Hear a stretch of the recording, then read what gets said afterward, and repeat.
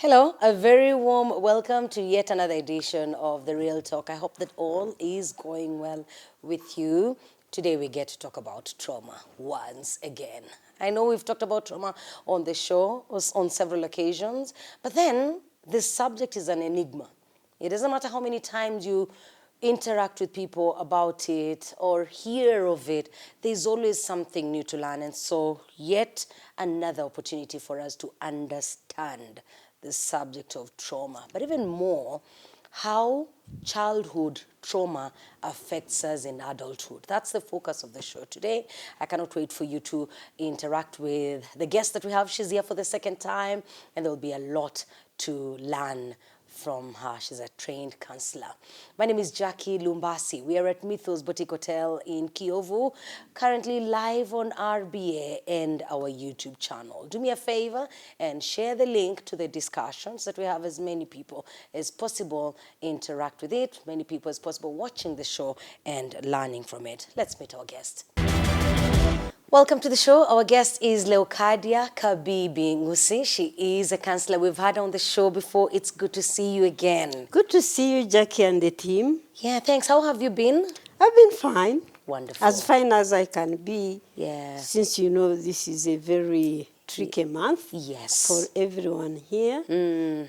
But we've got to move on. Yes, and by God's grace. By God's grace. It's good to see you again. You know, Lecadia, I said, let me have you back on the show because some things have happened in the last few days.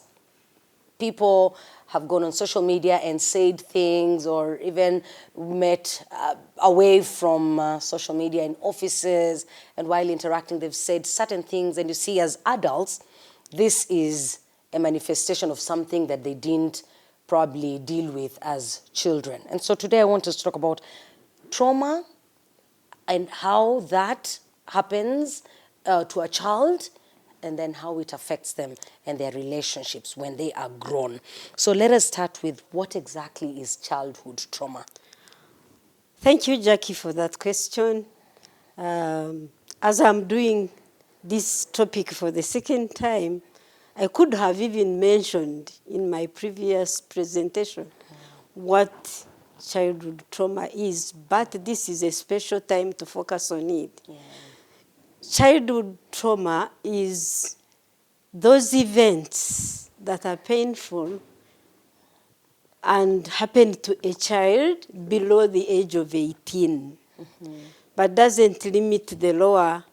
It can even start in the womb, if you remember. I remember that. I talked about it. You talked about it. Yeah, but if you talk of childhood, then we are looking at the children where we can say maybe 0 to 18 or below 18. If they go through painful experiences that qualify to be trauma as we defined it, for them it even goes deeper. Yeah. Can you point out some of those experiences? If you can give me just a few, because that is the thing that confuses many of us. Okay. When you say painful experiences, is it the loss of a parent? Is it the lack of a parent? Is it that slap or a teacher in that village school that picks a cane and hits them hard? So kindly elaborate on those painful events. Thank you for giving me a focus. Anything beginning from home. Yes. Imagine a child who is born, and the time of birth, the parents have no financial support. They are struggling. The mother goes to the hospital to deliver by herself because the husband is busy trying to make ends meet and says, look here, much as I love you, but I cannot go with you. Let me go to work. Let me go to work. Just imagine you have ever had the tough time ladies go through when they give birth. She goes by herself. Yeah. She goes to the hospital. She's already in labor. She has no one. No one to look after her, no one to help hold her hand. Yes, but if I keep within the limits of the children, that child is being born in a stricken, kind of poverty-stricken environment, where there is struggle for everything to bring up this child. So poverty is one of the issues that impact on children. And I don't go very far. I start from the home. The home that is not stable. Domestic violence. It could also happen. This woman who went to the hospital alone has come back home. She already had issues then she comes back home and there's violence. So and in the early days of this child, there's that. Starts from the word go. This woman, and not that they are, really they don't go along. They really can be loving, but there is a tribe which I say, which says poverty makes people quarrel. Yeah. It is a saying in one of the tribes in Uganda that poverty makes people quarrel. The man is struggling, the woman is expecting attention and no one to give it. Is expecting to be pampered, like the man comes home too tired to pamper the woman. The man is too tired to even support. The woman has to work hard and get up for herself. And you see now what we miss is how that impacts the child that this woman is breastfeeding. It is going to impact the breast milk. How will it come when the woman is not well fed? The stress this woman has, it will all go to this baby. So no eyes to look at her with love. They will be, oh, how will I survive? How will I pull through? In the end, this woman can go into depression.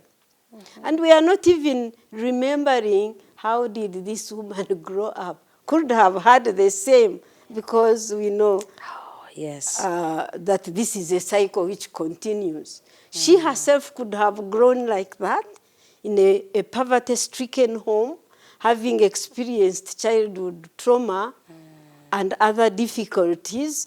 Then it repeats itself when she's giving birth. Oh my God. We don't have to go to many homes. We can even stay in this home and follow this kid until the age of 18.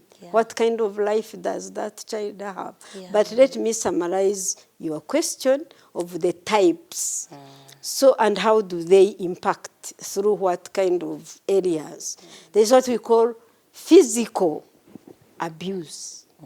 There are always physical abuse to these children. Some homes think that children don't feel. They have no right to feel. And yet we know emotions are varied. All emotions are varied. Be it anger, be it happiness, they are all varied. But does this child have the liberty of expressing exactly what she feels? If she feels sad, they not allow her to feel. If she feels that I don't want this, she'll not say. She will be told, suck it out, swallow, you know? So how do you think that is impacting on this child? So physically, then I already touched the emotional abuse. And anyone can abuse these children, from the house helper to the neighbors, to people in that home. They can insult the child. And there they will experience a host of all emotion, all abuses, physically, emotionally. There's this thing that we like to say, that, you know, we were beaten. We were beaten and we turned out fine. Oh.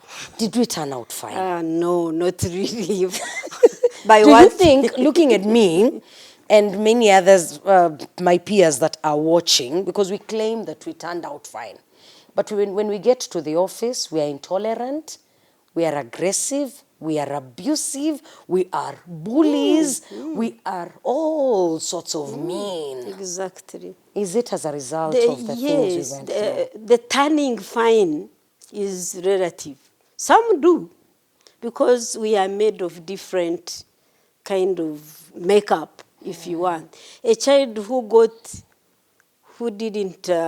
had at one time what we could say the basics at the beginning, before incurring that physical, that emotional, that whatever abuse. If he at an early, at least at the breast milk, or the mother was present, no matter how poor she was, but she was present to this baby, carrying the baby on the back, you know, jumping with the baby, anyhow, being present and facing this baby in the face. The attributes that you need to say, I turned out, start from there. The attributes I'm talking about are resilience, being able to bounce back. So if you have resilience at the beginning of your early life, you are going to meet all these beatings, bullyings, and all that, but you will turn out. But imagine that person who didn't have any care, the child belonged to whom it may concern. Whether he has eaten or not, nobody cares. Nobody cares. Whether he has cried, nobody cares. And you know the children need attention. I not failed to give this story because it has stayed with me. Yeah. I was with somewhere where they cook and they all wait for the food together. They are seated around a fire. And then there are sorts of children in that home, more than 17. There was this... There are children born in that home. There are others that have just grandchildren. come. Yes. They are Maybe even all some from the around the neighborhood. fire. And then this one of them started, the food was not ready, and no one was bothering. So he started sleeping and doing like this. For us, we are sleeping and no one is seeing us. Try to get attention. Yes, no one was giving it. Then everybody laughed. Yeah. So, as a counselor today, when I think about that child, there was humiliation. That is abuse. Yeah. That's other childhood abuse. There was humiliation. Nobody cared. That lack of attention, as if it is not enough. He's humiliated. He's laughed at. He's made to feel small. It's like everybody's waiting. Why not you? But Lecadia, this is like a 3-year-old. You're exaggerating. I'm not exaggerating. The 3-year-old can be humiliated. For real? Really. Oh, gosh. Okay. I'm learning that from you. The body, incidentally, if you go into trauma in its totality, it penetrates through your cells. It penetrates through your body. And those words, the account of what they told this child will stay with him. The body remembers very well. And you find, yes, at the age of this child, at the age of 30 or 28 or something, the body might remember that incident, and he behaves, he's a man in a position of authority, and he behaves like that very child. He regresses to that child in his behavior, that no one cares, nobody is seeing me. I'm working hard. I am handling this. I'm handling the other. Nobody is caring that I have a lot to do. Oh. Isn't he behaving like he was not seen? Like he behaved at the age of 3 and he was ignored. Exactly. So that's what it means, childhood trauma. They show up at any stage in your adulthood, and they really tend to mess us up. We will be taking a break soon because what I want us to come to is healing. Okay. When you say these things, I wonder, is it possible to heal? I want to read the story of the palm tree. Yes. That you presented me with. Long, long ago, there was a young palm tree who lived in the desert. She loved life and looked forward to experiencing everything that came her way. She felt joy in each sunrise as the first rays of sunlight touched her branches, She was happy when birds came to rest in her shade. As the day grew hotter, she danced in the desert winds that blew through her leaves, and she listened with a grateful heart to the silence of the night. She thanked God for the gift of being alive. One day, a man passed by. He had run away from a nearby town where people had cheated him. And now he boiled with anger as he crossed the pitiless heat of the desert without food or water. In his fury, he resented the youth and happiness of the palm tree and shouted at her, "Hey, you palm tree, why should you be so happy when I am so miserable? If I have to suffer, then you will suffer too." On saying that, he picked up a big heavy stone and slammed it down on top of the tree's trunk. The palm tree could hardly breathe as she watched the man running away, still grumbling about his life. And for a moment, she was completely still, feeling nothing other than numb, confused and deeply shocked. But then the pain started. It began to fill her heart, spreading from top of her trunk to the smallest twig at the tip of her longest branch. It was an overwhelming pain that left her unable to feel anything else. She felt her heart break, and in her desperation, she cried long and loud. But there was nobody to hear her. The desert was silent, and the dark night was the only witness to her suffering. For a long time, she did nothing, hoping every minute, every hour that the pain would finally stop.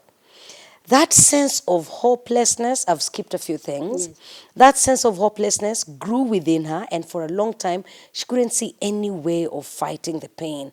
She wanted to leave, yes, but if life promised nothing other than pain, why bother to endure it?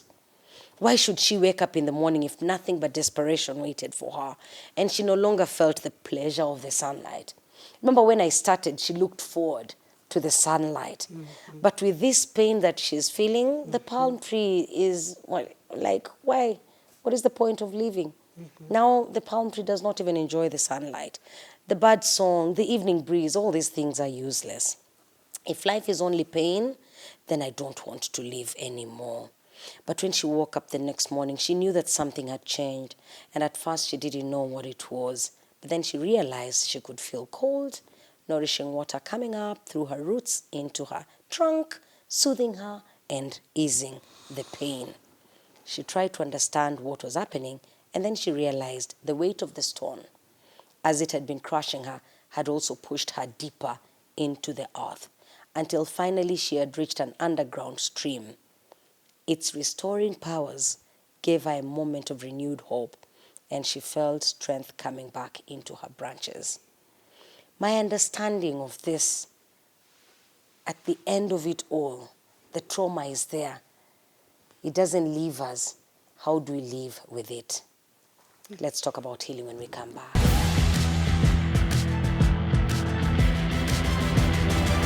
Welcome back. This is The Real Talk. My name is Jackie and our guest is Lecadia. After I have read for you the story of, and it's a story that you know, you teach people through the palm tree. What is the significance of this experience to someone that is watching us? Let me first give you why use a palm tree. Yes, please. We have to move it out of the palm tree and see the significance of it. Yes. You see, pain, that pain you have met in the story, if we address it to the person straight away, it is scaring. Yes. But when we put the pain on the palm tree, it is away from us. Then we feel more of the comfort. But the palm tree is a very beautiful story.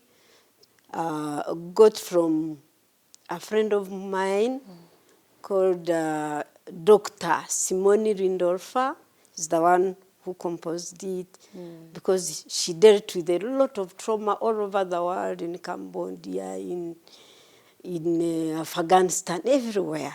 But I had a chance of working with her, so I got permission to use the palm tree story. Okay. So it is, I mean, if you go through and see when the stone was hit in the branches, the tree got numb. It got pain unbearable, pain, and that's what we said trauma was.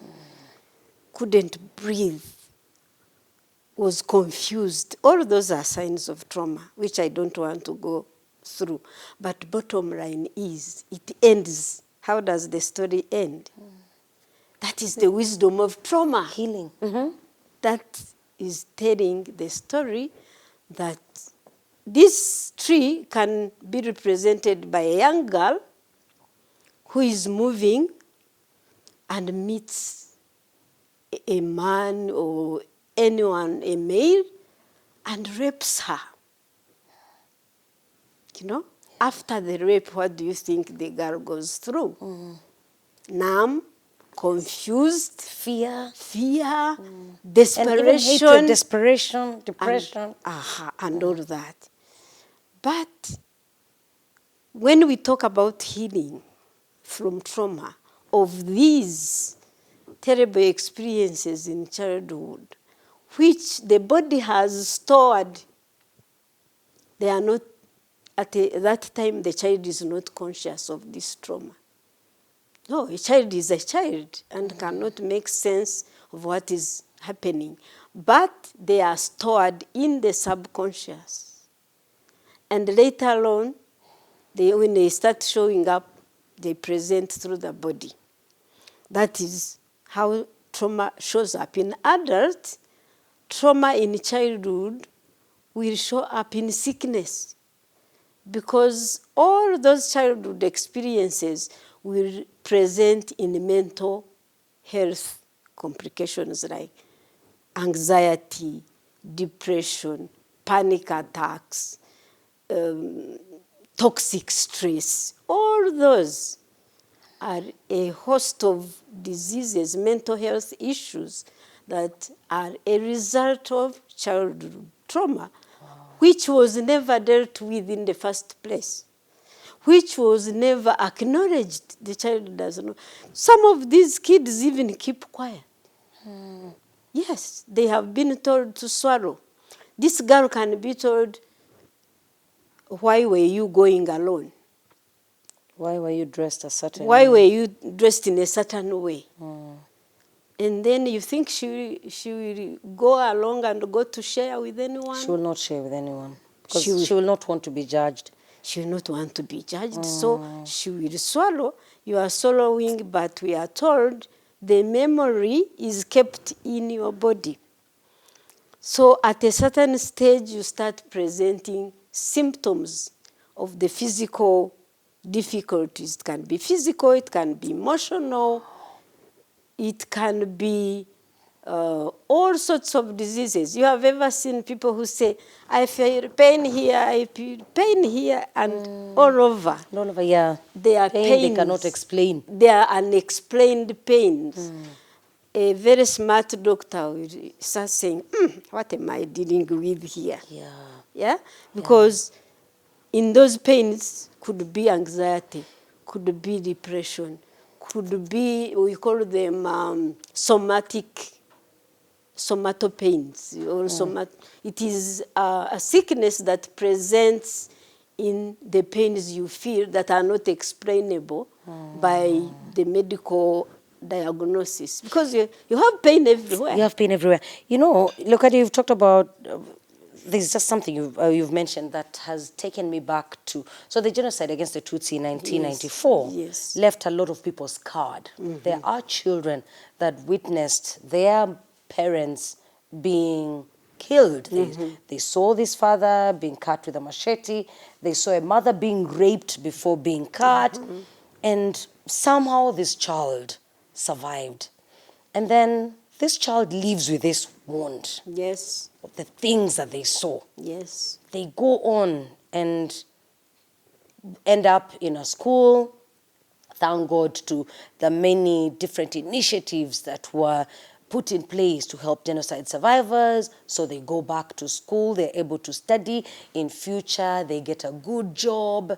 And somewhere along the way, things just might not. This is someone who probably has not dealt with it. Because as they went on, fine, they were talking, but maybe not in depth. There were different counseling sessions.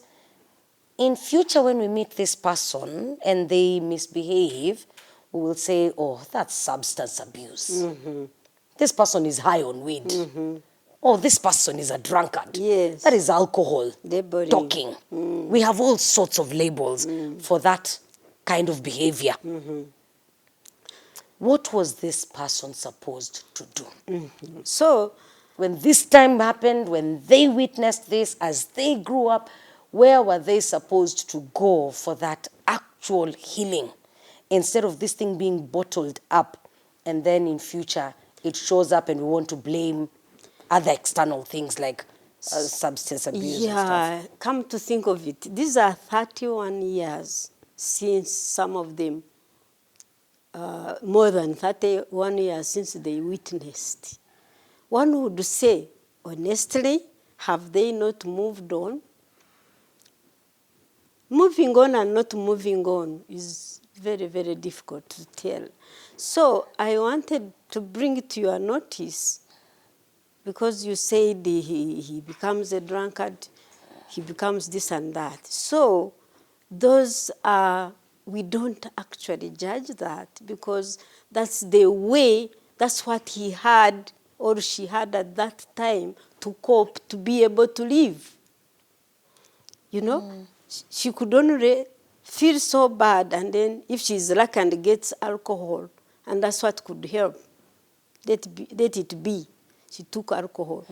So that's why we say childhood trauma will come up and show up in so many ways. People drinking, people drugging, promiscuity, aggression, you know, bullying, and all sorts of behaviors. So in the behaviors that are exhibited by this person who suffered such, and nobody can even easily know, only who was there, and no one was there. The child was alone. The child was alone. Some were just left there and survived by miracles. But the body keeps the score. And once it starts to come up, the child does, I mean, this is an adult now. He's not able to understand himself if he's not able to access therapy or counseling. So how he copes is what he has. But once he accesses therapy, then the communication between the therapist depends how this person was able, what does he present when he comes to me? Yeah.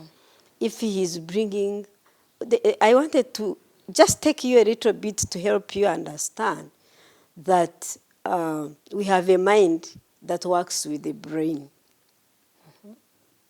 Explain that. The mind, you know, you have a mind all over.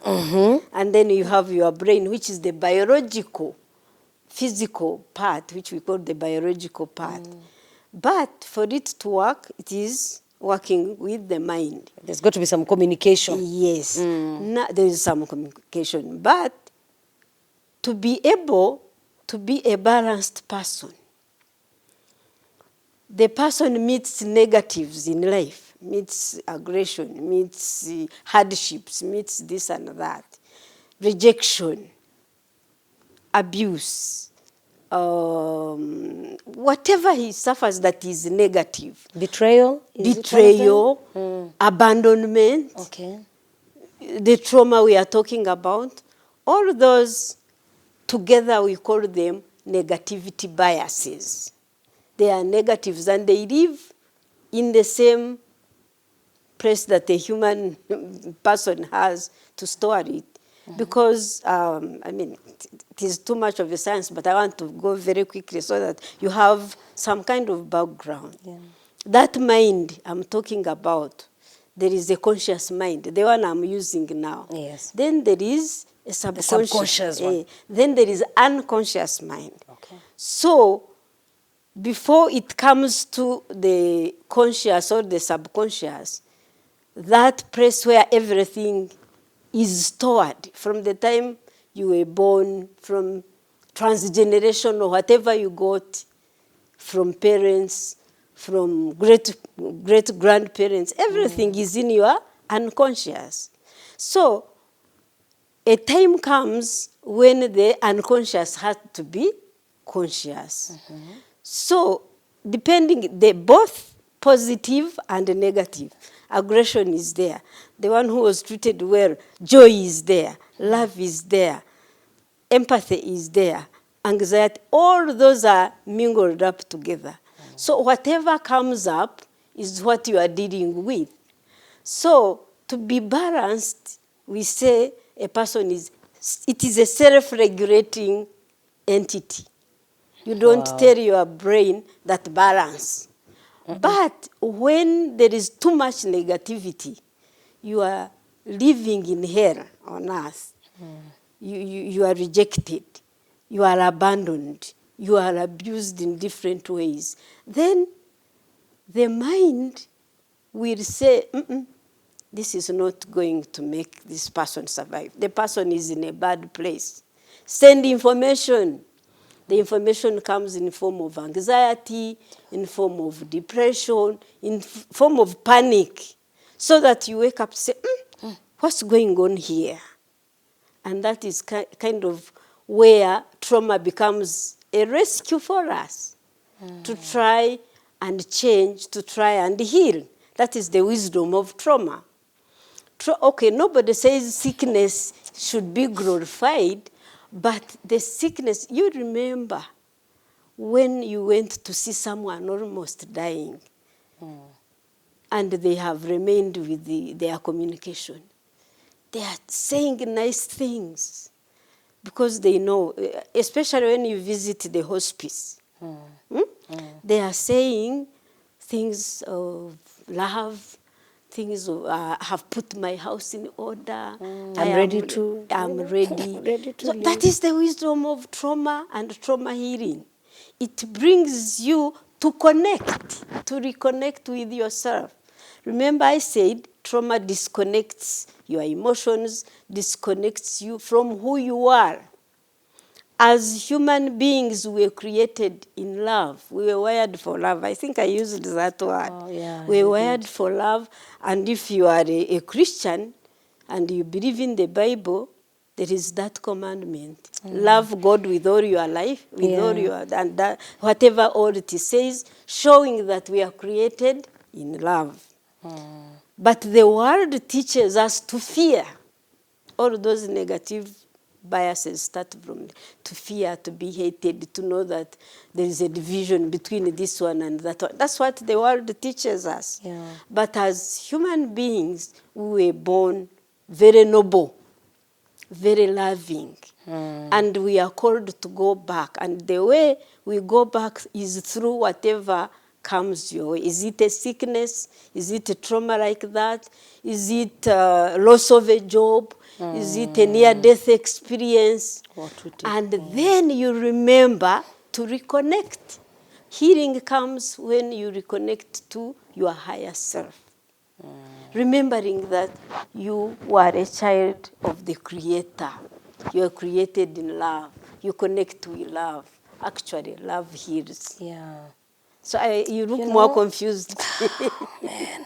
I'm sorry to confuse you, but I thought I was giving you You've a helped me, background. and I think honestly, you cannot be discussing trauma and you don't get confused. I have done this for so many years and I still get confused. But now I was just thinking silently, I'm imagining there's someone that is watching us, a young person who, after everything we have talked about, because trauma is not written on my forehead. No. You will not meet me and realize I am traumatized. No. You see? And then we are married to people who carry trauma. Yes. We are born to people Yes. who carry trauma. Yes. It's sometimes not possible to see how those symptoms present themselves. I want you to help that person who is watching and they are confused because some things that they do, they assume that this is me. This is who I am. This is natural. It's human nature. It's, it's beyond my control. But what you're telling us is that the healing starts with us. So Yeah. for such a person who is in a place where for the longest time they have made excuses for who they are or therefore for their behavior. I also have some bad behaviors that I have made Yeah. excuses for. Where should the healing journey begin? The healing journey starts with awareness. Are you aware you need to heal? Are you aware you are wounded? So the awareness is very, very important. And until you are aware that you need it, until someone brings it to your, to your concern or your notice, someone says, that aggression is not normal. What's going on? What is below that? So it's all, when I talk like somebody who uses what we call cognitive behavior therapy, the cognitions is to deal with the thinking that impacts the feeling and it leads to a certain behavior. The doing. Yes, the doing. So if you start looking at the behavior, you will not help the person. Okay. So you have to go to the thinking that made someone feel so bad as to behave the way they are behaving. So you think, you feel, and you act. So you cannot correct the action without going, what kind of thought did this person have that made him feel so bad that They acted. he acted in way defiance, they he acted in violence, he acted in terrible abuse. So it could have been, no one wants me. If no one wants me, I feel bad, I feel terrible. I feel I also should not care about anyone. I show it in how I behave towards other people.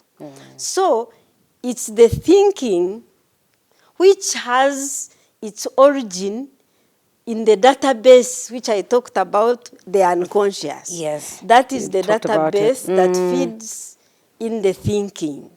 Now, that thinking will feed in the emotions, in the feelings. The feelings, so we will help to change or to heal when we change the language of the thoughts. The thoughts are the language of the mind. And the feelings are the language of the heart. And then they lead to how we behave. Yeah. The functioning will not work well because the body remembers what happened to him. The palm tree, you remember the story? Yeah. That stone. So healing comes, like the palm tree story, realize that something had changed. Remember? The water. The water. So you must know the source of water.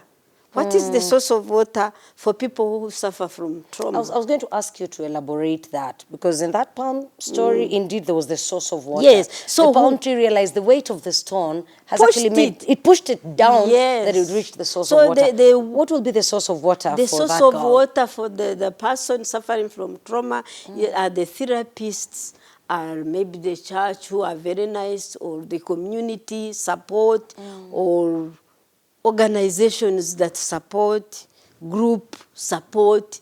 You know, you have to identify the source of the water that will help you recognize that you have a problem. And once you can name the problem, then you will be helped to face it, to change it. Change is very painful. That's why you would rather go for coping. Change is painful, but once change has been embraced, then that's when healing begins. That's why I said healing, when you talk about healing, healing for some people is a choice. There's someone who says, I would rather stay with my trauma and keep doing the weed. And, you know, some find pleasure in abusing others, being aggressive. It gives them their high. It So they gives would them rather their remain like that. dopamine. Yeah. Yeah. The stress, some get addicted to the stress hormones.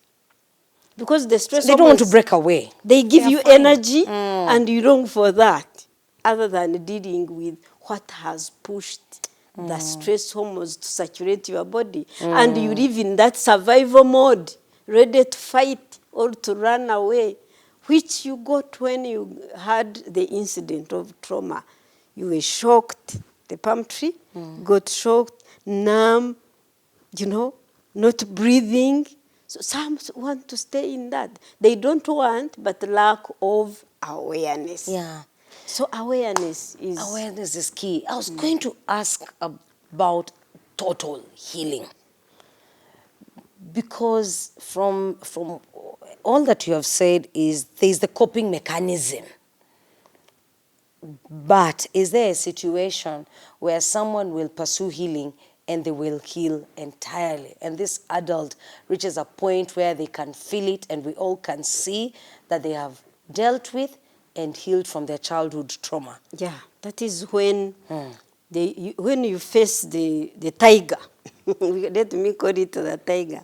When you face the tiger, you say, sometimes it comes to an individual, the empowerment comes from within, because you can counsel, you can psychoeducate, you can do this and that. But before you know that inside of you, you have power to change the status quo, no one will bring you to the healing. Because healing is, if you remember, trauma starts with trauma, and then to heal is to transform. Transformation and change. That's when healing takes place. Healing means to become whole, to go back into wholeness, to go back to the being that you were created to be, with an identity, with a purpose, right? Yeah. So until you realize that, you keep walking, but you can, it's a journey. Some can go in therapy for years. Others can go in therapy for 3 days. And they'll be fine. And they will be fine. The rest, when you are educated and you have the courage to face yourself, to keep, there are many approaches to healing. If you are taught different methods, like being mindful, what we call mindfulness, being mindful of who you are and recognize that the inner child, we call it the childhood trauma, affects your inner child. All of us have our... We have the, yes. Yeah, the baby. There's the baby in us. So the baby, if you know the baby was hurt, then there is a process which I can't now start because it is only say there is a process. We will have another day for it. Yes, there's a process to heal that child. But if you are a person who can learn mindfulness, who can learn meditation, others can pray, but pray can also be used as, like you use a drug, like you use alcohol. Some praying rituals are used in that. They think that if I say so many prayers, God will do something. Yeah. But awareness is the way to go. Be aware you have a problem and there is something you can do about it, and you can be helped to live wholeness, to be yourself again. Healing is when there is totality of mind, body, and soul. That is when, and that one is really a long journey. And some people don't dare go there. Yeah. But they are doing what they can. There is when you work on yourself and be able to function well. But are you totally healed? It's you who knows. Because the one who names the problem will name the solution to that problem. As we conclude, and we have talked about trauma for the person, I want us to speak about it collectively as a nation, going by the times we are in. I keep witnessing things, especially on social media. I spend a lot of time there, but there's the younger generation that spends a lot of time there.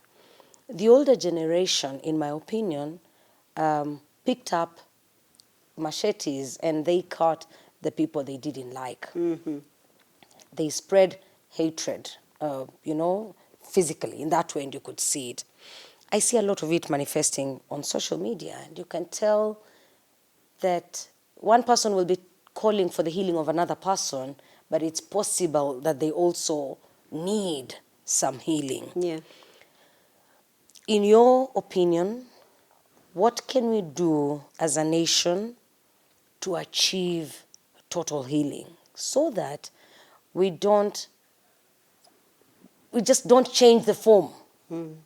Because if we hated each other and I slapped you to show you that I hated you, you slapped me back. And then today we're doing it with the new age media. We're doing it on social media, and you can see this aggression and you can see this division. What do we do to cut the lip service?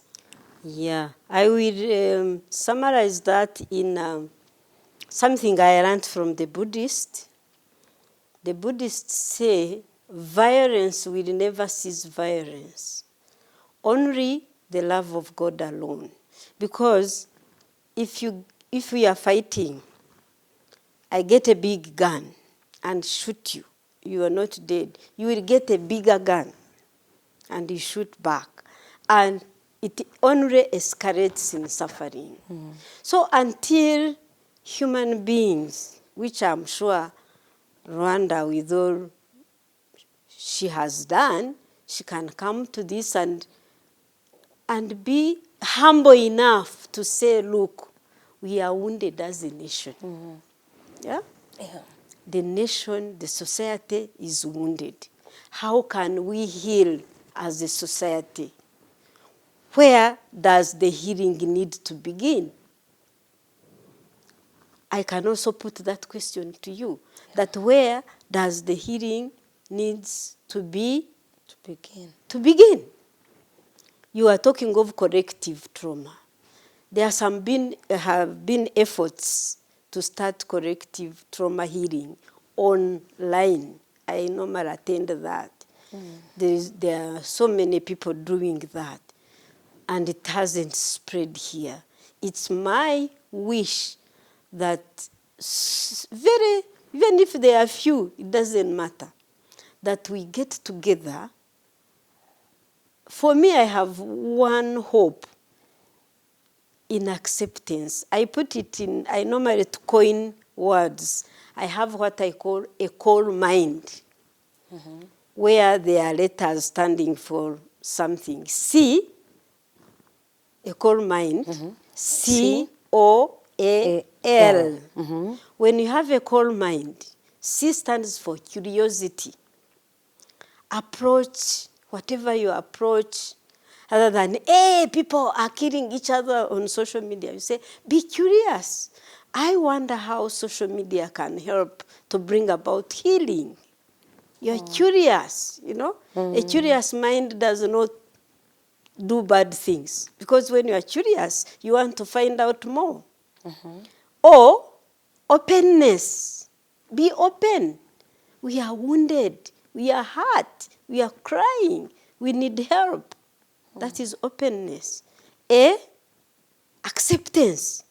Accept what is. Accept the reality that we are in.